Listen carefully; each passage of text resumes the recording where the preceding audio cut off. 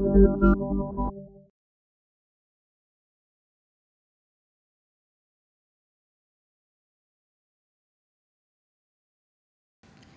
saya sama Pak Ahmad Fikri Assegaf ya waktu itu memang bekerja di law firm Lubis Gadis Sriwijaya.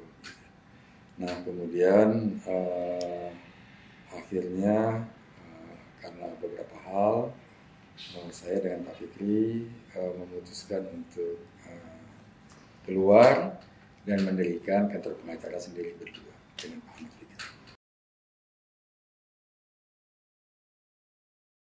Pertama-tama kita berdiri ya di tahun 2001. Kemudian awal-awalnya kita berdiri dengan jumlah lawyer yang sangat sedikit ya.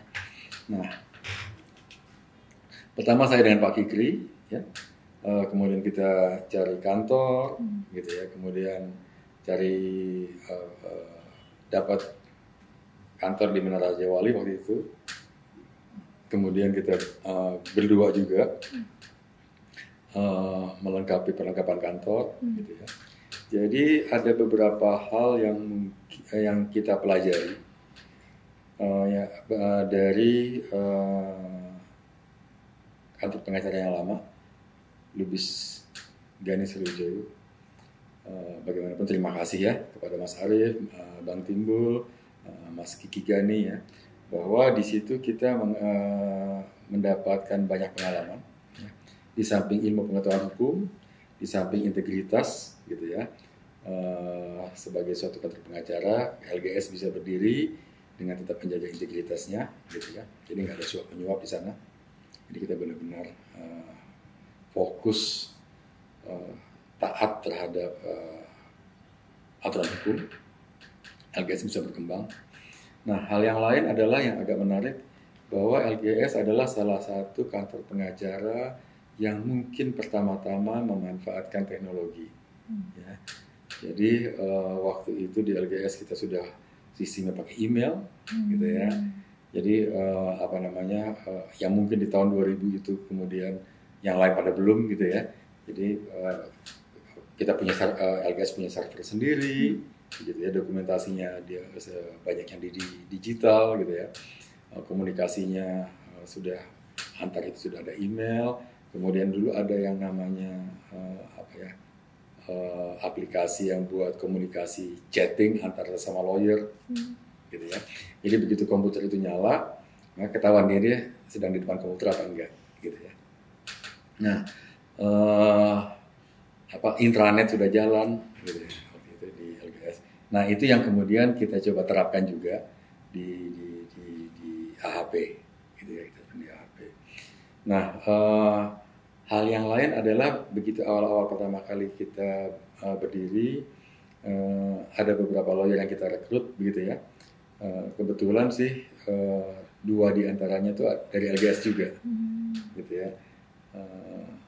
Ada Bapak Mas Prianto, Muhammad Prianto, dan kemudian Andi Gunawan bergabung dengan kita, dan mereka itu posisinya memang sudah cukup senior. Nah, jadi kenapa kita memilih yang cukup kemudian dengan Pak Fahmi Zarkasi juga, tapi bukan dari LGS ya. Kenapa kita strateginya pertama kali nyari yang senior ya, bukan yang bukan yang junior, karena kita baru.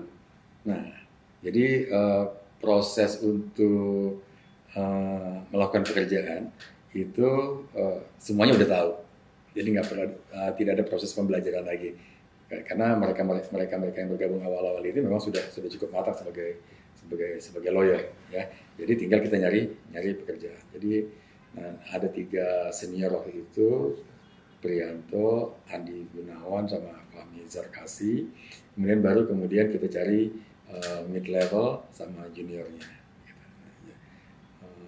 Ada 2 junior waktu itu bergabung, jadi praktis kita baru lawyernya cuma 7 orang. Nah, setelah itu kemudian dari awal kita sudah sampaikan ke mereka bahwa kita ini open partnership, ya. Jadi siapapun bisa jadi partner. Siapapun bisa jadi partner, dan beberapa dari mereka kemudian juga jadi partner. Gitu. Nah, ya itu awal berdirinya, gitu ya. Awal berdirinya, pertama kita mengadopsi nilai-nilai value yang dibawa oleh LGS. Kemudian kita mengadopsi supporting manajemen office yang diterapkan oleh LGS, terutama di teknologi, kan itu memudahkan bekerja, gitu ya.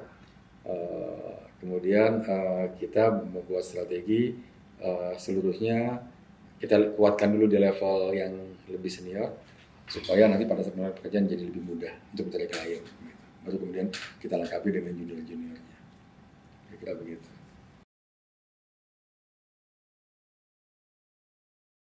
Iya, tantangan dari awalnya adalah bahwa kita berangkat dari jumlah yang sangat sedikit. Kita berangkat dari, boleh dikatakan, nggak dikenal sama sekali. Tantangan yang pertama. Tantangan yang pertama, bahwa sudah banyak pada saat itu law firm besar ya. Ada HHP, ada Putra Aldino dan Partners, ada banyak lah, gitu ya. Ada LGS sendiri, gitu ya. Ada ABNR, ada banyak lah law firm besar. Ya, nggak disebut satu persatu ya. Nah, tantangan pertama adalah bagaimana kita bisa masuk ke industri law firm, di mana pemainnya juga sudah cukup banyak. Di sisi lain ada juga ribuan law firm yang boleh dikatakan sole practitioner, ya, law firm yang kecil-kecil, yang partnernya cuma satu atau dua, yang kemudian jumlah lawyernya boleh katakan sedikit, mungkin di bawah 10, gitu ya. Nah, waktu itu memang pilihan-pilihannya apakah kita akan berkembang besar atau enggak. Nah, akhirnya kita memilih untuk, ya kita akan memilih berkembang besar. Jadi tantangannya adalah bagaimana kita tetap masuk ke industri yang memang sudah sudah well established, gitu ya. Dan itu bukan hal yang mudah. Ya. Nah, pilihannya adalah apakah kita mau tetap kecil, tetapi dengan itu pendapatannya cukup, gitu ya, atau kita mau invest sehingga law firm ini berkembang. Dan kita memilih yang kedua. Kita rekrut terus lawyer. Tadi kita punya 3 senior associate, kemudian kita mid level kita lengkapi, junior kita rekrut lagi, sehingga menjadi sekarang jumlah kita 150-an lawyer. Nah, jadi tantangan pertama adalah memilih kita mau jadi apa. Apakah boutique firm, jumlahnya lawyer kecil ya, bidang tertentu, atau kita memilih besar. Itu tantangannya. Akhirnya kita memilih itu. Memilih yang kedua. Nah, memilih yang kedua konsekuensinya adalah bahwa kita mesti investasi. Investasi bukan cuma perangkat, tapi juga orang. Ya. Nah, kemudian karena kita perlu orang, maka kita perlu mencari talent-talent yang bagus. Itu tantangan berikutnya. Nah, di samping kita mencoba eksis ya, nama AHP ini dikenal, jadi memang cukup kerja keras ya di awal-awal, sehingga kita bisa tampil sebagai salah satu law firm pendatang baru seperti itu.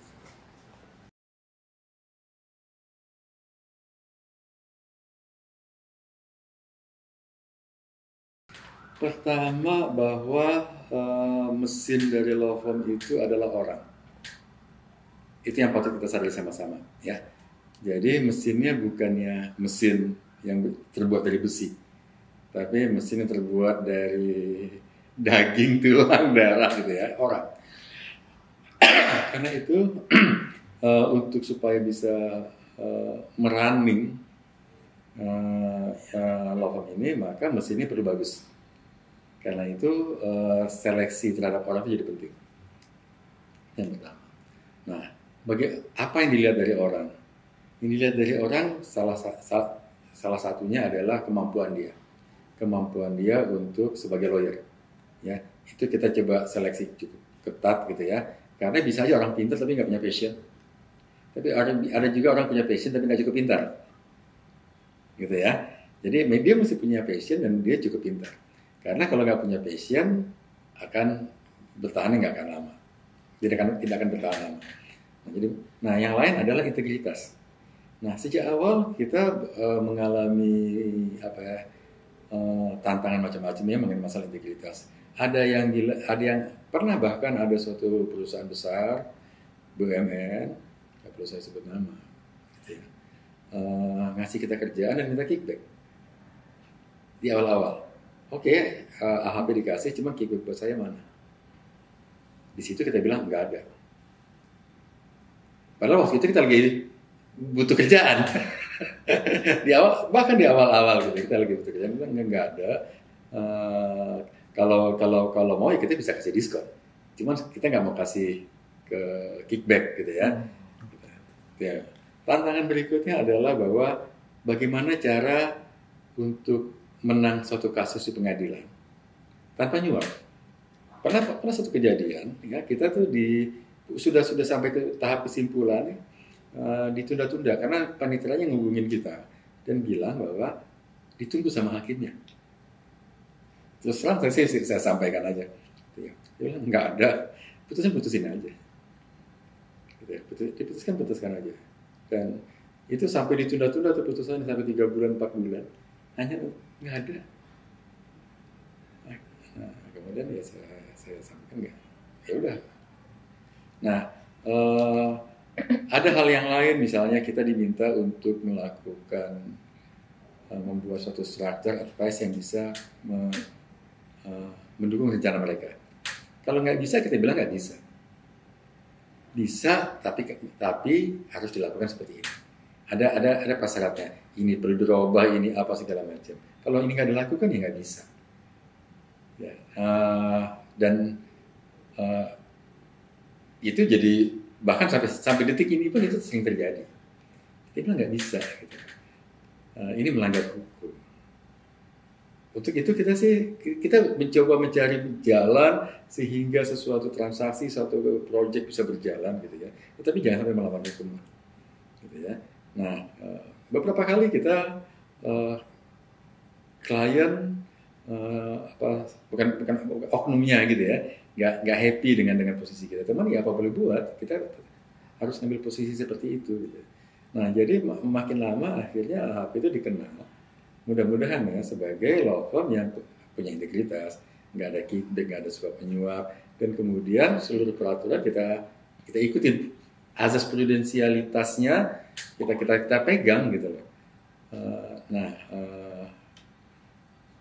Kita ingin kita dilihat seperti itu ya nggak apa-apa juga, dan kita sih senang dilihat bahwa kalau ke AHP ya udah gitu, bahwa semua aturannya diikutin begitu.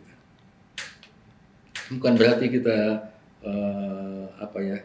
deal breaker, enggak ya, kita juga nggak dibilang deal breaker, kita upayakan aturan hukum terpenuhi, transaksi jalan, nggak melawan hukum ya, karena kita punya keyakinan ya, oke, transaksi ini bisa jalan, nggak ada yang masalahkan, 5 tahun lagi, 10 tahun lagi akan bermasalahkan, jadi masalah semua gitu. Nah, kita kan ingin juga klien kita nyaman, tidur nyenyak kan gitu ya, wah legowo gitu ya. Beda misalnya, saya tidak mau masuk ke dalam terminologi bahwa bukan risk taker, enggak. Kalau risk taker itu cuma masalah bisnis, tetapi kalau melawan hukum itu bukan risk taker. Risk taker itu hanya berlaku untuk masalah bisnis. Gitu. Kalau masalah bisnis ini untung atau rugi, udah kita nggak tahu pasar seperti apa ya, silakan manajemen ambil putusan. Cuma kalau hukum mesti diikutin. Kalau ada beberapa peraturan hukum itu ya perlu ada dibuat PP-nya, perlu dibuat undang-undangnya untuk suatu transaksi ya dibuatlah PP-nya. Gitu. Kita sampaikan dibuatlah peraturan menterinya atau apanya. Dengan posisi seperti itu kami punya keyakinan itu ada marketnya sendiri. Market untuk pasar yang menganggap atau yang menganut integritas adalah nomor 1. Ikut aturan adalah penting, itu ada marketnya sendiri. Dan kita pengen semuanya begitu, walaupun mungkin kondisi Indonesia sekarang itu juga ada market untuk yang hal-hal yang tidak baik gitu ya. Cuman kita nggak memilih market itu, kita memilih market. Kita ingin dengan berposisi seperti itu, ada market, kita yakin itu ada marketnya sendiri, gitu ya, ada market sendiri, dan kita ingin hukum itu seperti itu, gitu loh, dijalankan. Nah dengan itulah kita mencoba eksis, walaupun awal-awal berat. Banyak orang yang bilang, nggak mungkin lah HB bertahan kalau tanpa nyebab. Awak dibilang gitu, nggak mungkin, gitu. Nggak mungkin lah bertahan kalau nggak pakai kickback. Oke. Nah karena itu membuat kita berpikir, katakanlah untuk litigasi, gitu ya, untuk litigasi, ya, kita harus melakukan upaya-upaya yang lebih dibandingkan orang lain untuk quote-unquote memenangkan suatu perkara. Kita bikin inovasi misalnya, kita lihat misalnya gini, misalnya kita coba lakukan studi gitu ya, bahwa misalnya hakim Indonesia atau orang Indonesia atau siapapun bahkan gitu ya, mungkin lebih cepat menerima secara visual dibandingin membaca. Lebih cepat menangkap mendengar dibandingin membaca. Karena itu kita melakukan upaya, misalnya begini, kita datangkan ahli yang melakukan peragaan di ruang sidang dibandingkan cuma bicara. Kita buat secara visual, kita buat presentasi, gitu lah. Ini mengenai industri tertentu, kita bikin mock-up-nya, barang-barangnya. Ini begini loh cara bekerjanya. Itu kita lakukan. Kemudian hal yang lain, kita datangkan ahli yang mengerti dan kita sediakan, udah silakan ada apa ya, beratraksilah di depan hakim untuk menjelaskan sesuatu yang ruwet dengan alat peraga. Kita bilang udah bikin aja alat peraga, kita bikin aja, bahkan kita pernah bikin pakai presentasi. Si ahli itu pakai layar, begitu bawa layar kita gotong layarnya, kita bikin gambar-gambar. Nah, itu kita lakukan gitu. Jadi apa namanya? Kita upaya. Nah, misalnya lagi asumsinya orang kalau membaca suatu dokumen atau pembelaan yang besar-besar itu akan capek, lelah. Ya. Kita bikin summary-nya di depan. Cuma selembar 2 lembar. Supaya begitu baca lembar, oh, langsung nangkap. Jadi kita berpikir. Nah, kemudian kita lihat misalnya hakim ini punya pandangan aliran hukum apa? Bukunya apa? Dia penganut aliran apa nih? Nah, jadi sampai kita coba pelajari. Bahkan fontnya kadang-kadang kita mbak ini coba cek deh. Hakim itu senangnya fontnya gede apa kecil? Ya, jadi gampang, memudahkan membaca. Jadi ya banyaklah beberapa hal yang kita lakukan gitu ya. Hakim ini pernah buat putusan apa saja, karangannya apa, kita masukkan. Jadi kan orang senang kan bahwa pendapat dia jadi karena kita memutuskan untuk tidak melakukan hal-hal yang buruk, kita coba kreatif untuk hal-hal yang bisa dibenarkan. Ini itu ada marketnya sendiri. Tingkat keberhasilan kita di litigasi cukup banyak. Tingkat keberhasilan kita untuk katakanlah pasar modal, IPO, right issue, transaksi cukup bagus, gitu loh. Karena mereka yakin bahwa mereka dihandle secara benar, dan kita nggak macam-macam, gitu.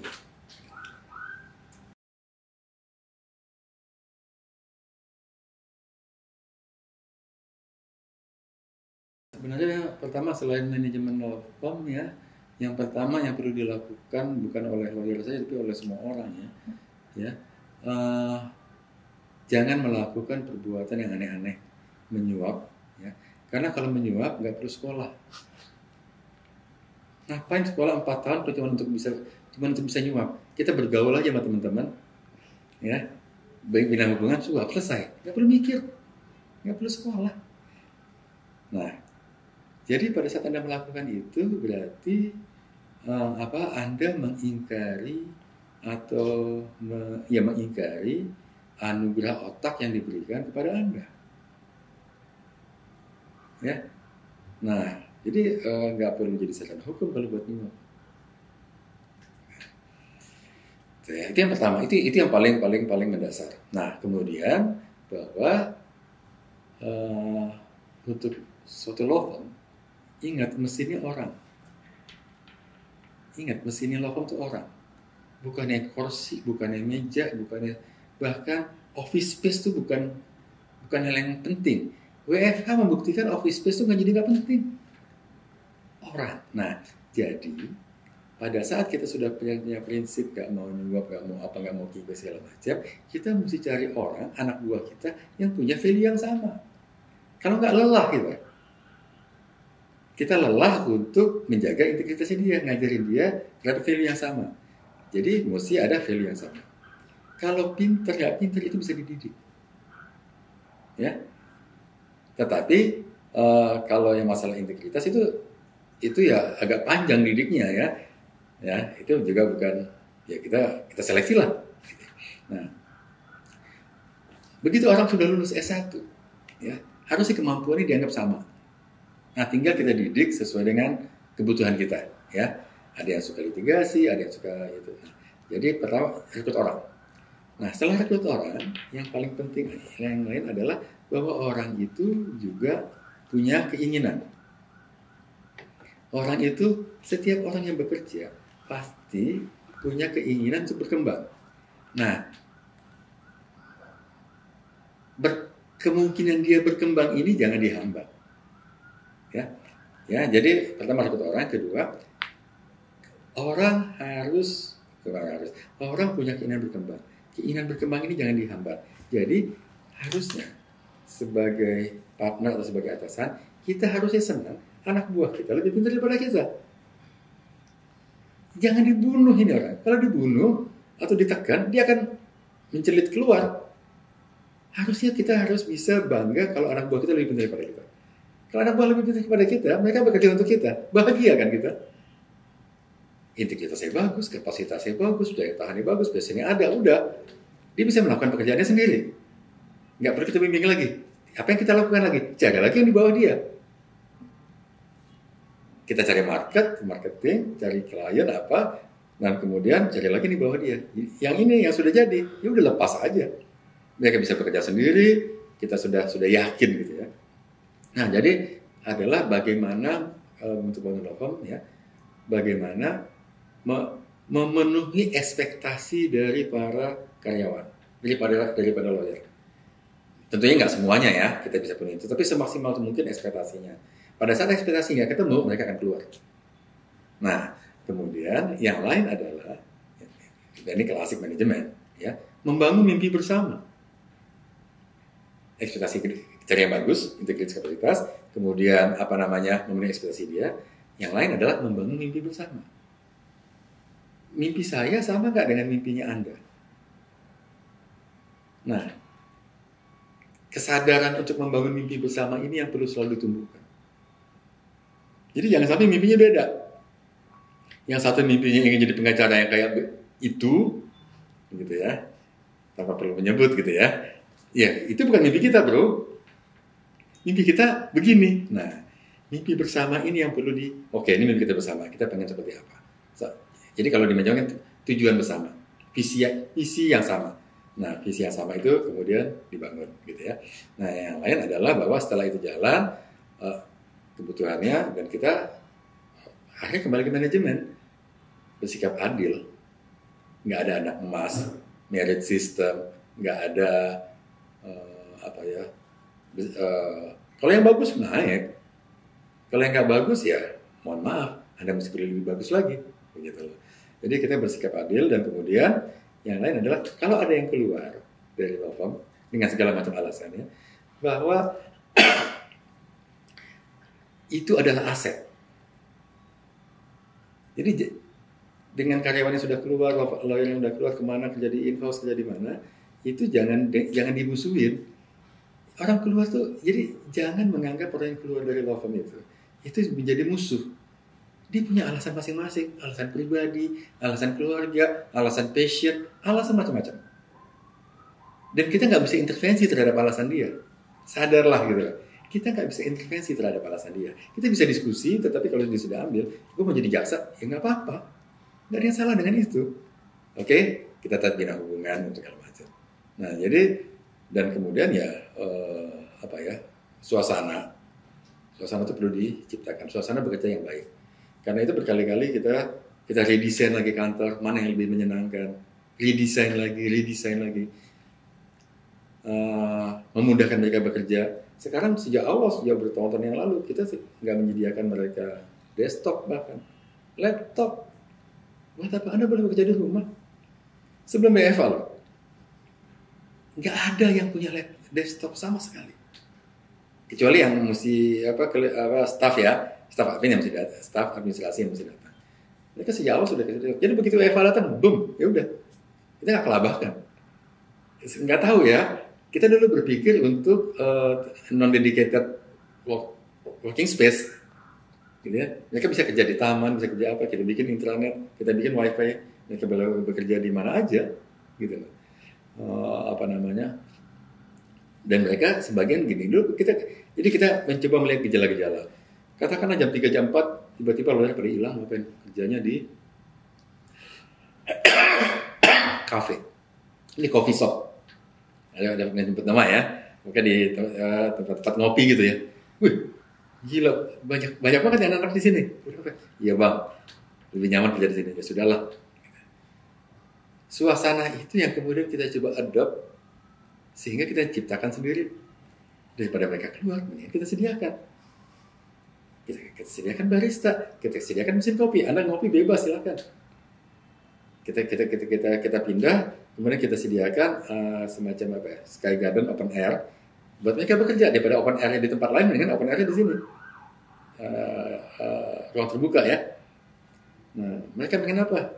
Mungkin olahraga, kita sediakan meja pingpong, kita sediakan apa? Karena orang mesti fun kerja, mesti fun gitu. Di samping juga mesti equal, mesti treatment yang bagus, mesti fun. Nah, dan itu akan jadi kita harus menangkap gejala-gejala yang ada di masyarakat. Generasi sekarang maunya kerjanya seperti apa? Kita sinkronis ya. Ya kita sesuaikan.